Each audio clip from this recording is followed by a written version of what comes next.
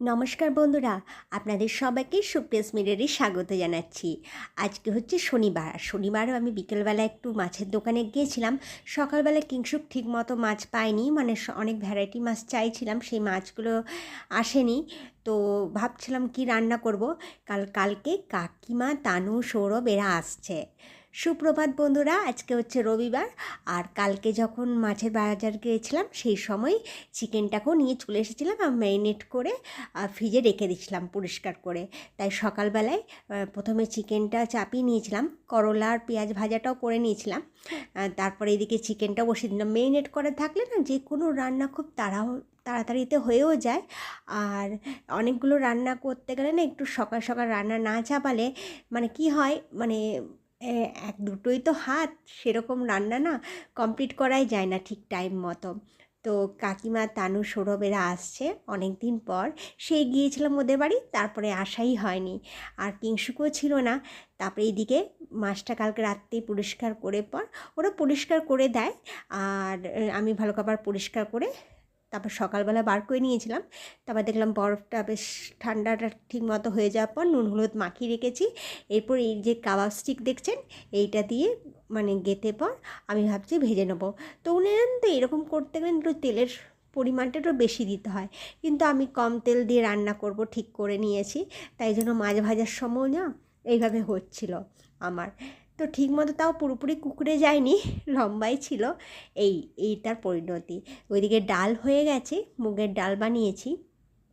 আর দেখছেন এদিকে চাল ছক দিতে দিতে এদিক ওদিক করতে গিয়ে না কীরকম অবস্থা হয়ে গেছে। এইটা তাড়াতাড়ি করে নেওয়ার পর গ্যাস ট্যাস পরিষ্কার করে নেবো। গ্যাসটা খারাপ দেখতে লাগলে না ঠিক মতো ভালো লাগে না। আর মালাইকারি বানানো সবচেয়ে ইজি লাগে আমার, কারণ এতগুলো মাছের প্রিপারেশানে যদি যে কোনো মাছের প্রিপারেশান করুন, আমি দেখেছি মালাইকারিটাই বানাতে বেশি সুবিধা হয়। আগেকার দিনের মতো শিলে পিষে নারকেল বেটে পর রান্না তো করা হয় না। মিক্সিতে নারকেলটা একটু বেটে নিলেই খুব সুন্দরভাবে নারকেলের দুধ বার করে নেওয়া যায়। তারপরে বেশ সুন্দর মালাইকারি তৈরি হয়ে যায়। তা আবার সবাইকার মালাইকারির প্রসেস আবার আলাদা ধরনের, আমারও প্রসেসটা আলাদা ধরনের। আমি বেশ কিছু দিই না। তো যদি আপনারা চান বা আপনারা জানতে চান তাহলে আমাকে কমেন্টে নিশ্চয়ই জানাবেন, তাহলে আমি আপনাদের সাথে রান্নাটা শেয়ার করব। আর এইদিকে আমার বেটুর জন্য আমি বানাচ্ছি বিরিয়ানি। ও তো আবার চিকেন গ্রেভি এইসব খাবে না। আর আমি এদিকে মেথি চিকেন, একটু চিকেন তাওয়া টাইপের করবার চেষ্টা করেছি। আর এইদিকে আমি টমেটোর চাটনি বসিয়ে দিয়েছি।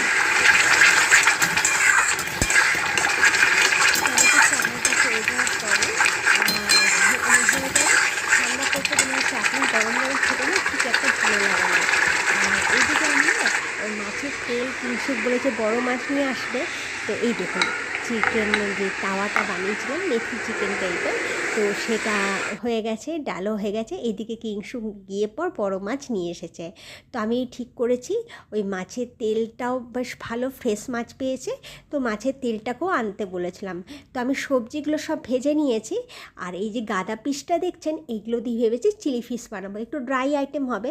একই রকম মাছের গ্রেভি করতে গিয়ে মানে অনেকগুলো পদ থাকলে কি হয়, রান্নার ভ্যারাইটিটা যদি বেশি হয় তাহলে রান্নার টেস্টগুলো যদি আলাদা ধরনের না হয় তাহলে প্রবলেম আছে, মানে একই রকম খেতে লাগবে। তাই জন্য এটা আমি ভেবেছি চিলি ফিশ বানাবো। আর চিলি ফিশের জন্য গাদা পিস কিংবা পেটি পিস করলেই ভালো হয়। তো গাদা পিসগুলো বেশি দেখতে সুন্দর লাগে, বেশ হার্ড সাইনের গাদা পিসগুলো হয়। তো তো এই বেশ বড় মাছ পেয়েছে। আর এখন পুরো মাছটা পরিষ্কার করব না, এখন এইরকম অবস্থায় আমি ফ্রিজে রেখে দেবো। অলরেডি অনেকটাই টাইম হয়ে গেছে, কাকিমারা বেরিয়েও গেছেন, এরপর এসে পৌঁছে যাবেন।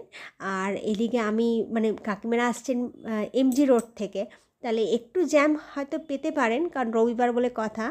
আর রবিবারেই তো সবাই একটু বাইরে বেরোয়, তো রবি শনিবারই তো। আর সৌরভের শনিবার দিনটা ছুটি থাকে না, তাই শনিবার দিনটা আমাদের হয় না, রবিবার দিনেই আমরা মিট করি। তো এইদিকে আমি মাছটা ভেজে নেবো। এই যে মাছের তেলটা জন্য যে সবজিগুলো ভেজে রেখেছিলাম সেগুলো ভাজা হয়ে গেছে। তারপরে কিংসুক অনেক লেট করে মাছটা নিয়ে এলো, করলা ভাজাও হয়ে গেছে। আর এদিকে আমি না পুঁই শাকটাও আনতে বলেছিলাম। তো একটু কম পরিমাণে বানাচ্ছি, একটু একটু করে না জিনিসটা এতটাই বেশি হয়ে যায় না, তারপরে মানে প্রচুর রান্না হয়ে যায়। আর মাছের তেল বলতে বেশ খেতে বেশ খুব রিচ হয় খাবারটা এবং খেতে ভীষণ সুন্দর হয়। আর যারা আসছে সবাইকার ভীষণ পছন্দের। আর আমাদের ঘরে কিংশুক ভাই দুজন তো আছেই, ভাইও এসেছে, তো ওদেরও ভীষণ পছন্দের। তো এখন এসে গেছেন কাকিমা, তানু, সৌরভ। আর এখন আমাদের আস্তে আস্তেই কিংশুক একটু কোল্ড ড্রিঙ্কস সার্ভ করে দিল। আমার তো ভীষণ ভালো লাগলো যে এইবারে মানে নালে অহনকে আমি ডাকি আর অহনই করে দেয়, আর এবারে কিন্তু কিংশুক করেছে। ভালো লাগলো। আমি বললাম ভিডিওটা করবার আগেই তোমার দেওয়াটা শেষ হয়ে গেল। হয়েছে না, আমি একদিন করে নাম কামাতে চাই না।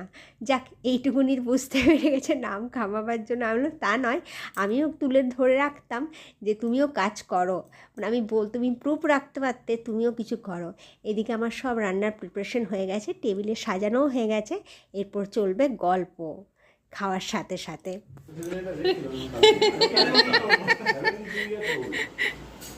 মানসরোবর যাত্রা করছিল সিঙ্গেল সোলো 72 ইয়ার্স তুমি বলো নিরোগ থাকলে মন চাঙ্গা রাখতে হবে, রোগে কিছু হার্ট সুগার ব্লাড প্রেশার কিছুটা করায়।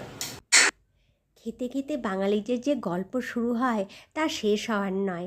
তারপরে খাওয়ার পরেও বসে বসে যখন মিষ্টি আইসক্রিম এসব খাওয়া চলছিল তখনও প্রচুর গল্প হয়েছে। আর বেশ সুন্দরভাবে একসাথে সবাই মিলেই খেতে বসেছিলাম। আর সোপাতে অহনকে দিয়ে দিয়েছিলাম, অহন তো বিরিয়ানি খাবে। আর চিংড়ি মাছ যখন ভেজেছিলাম তখন ওকে চিংড়ি মাছটা খাইয়ে দিয়েছিলাম আগেই। তো আমি সবাইকে একটু বেড়ে দিই, তারপরে আমিও তাদের সবার সাথেই বসে যাবো। প্রিয়জনরা এলে একটা ভালো লাগে যে অনেক গল্প কোথা থেকে যে শুরু হয় তা শেষেই হতে যায় না, আর সময়টা যে কোথায় বেরিয়ে যায়। তারপরে কাকিমা তানু এরা তো রাত্রেবেলায় বললেন ডিনার করে যাব না, চলেই যাব। কাকিমার শরীরটা একটু খারাপ, সর্দি হয়েছে, তো কাকিমা একটু কাশছিলেন। আর এদিকে তানু প্রচুর জিনিস এনেছে, কাকিমা তানু মিলে অনেক জিনিস এনেছে। এই যে অহনের যত কিছু ফেভারিট জিনিস এগুলো সব এনেছে ওর পিসু। তো মানে এত খুশি হয়, মানে এখানে অহন খুব চোখ বন্ধ করে হ্যাপি হয়ে যায়।